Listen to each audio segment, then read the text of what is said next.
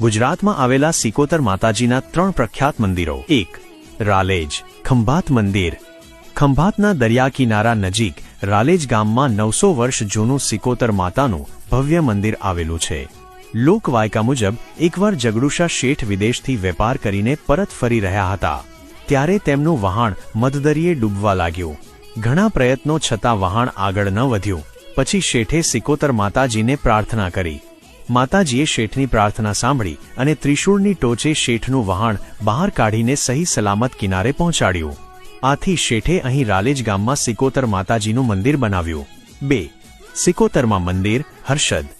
મહાવિશાળ અરબી સમુદ્રના કિનારે દ્વારકા પોરબંદર હાઈવે પર લાંબા અને મિયાણાની વચ્ચે હર્ષદ ગામમાં આ પ્રખ્યાત મંદિર આવેલું છે, જે અનેક પરચાઓનું સાક્ષી છે. દરિયામાં ડૂબતા વહાણને બચાવવા માટે માતા ભગવતી સિકોતર અહીં બિરાજે છે, જેથી તેમને વહાણવટી સિકોતર પણ કહેવામાં આવે છે. 3. સિકોતર ધામ વાવ. બનાસકાંઠા જિલ્લાના વાવ ગામે આ ભવ્ય મંદિર આવેલું છે. આ મંદિરનો ઇતિહાસ 500 વર્ષ જૂનો માનવામાં આવે છે. અહીં હાલ ભવ્ય મંદિર બનાવવામાં આવ્યું છે. આ મંદિરની એક વિશેષતા છે કે અહીં 24 કલાક અન્નક્ષેત્ર ચાલે છે અને યાત્રાળુઓને રાત્રિ રોકાણ માટેની પણ સુવિધા ઉપલબ્ધ છે.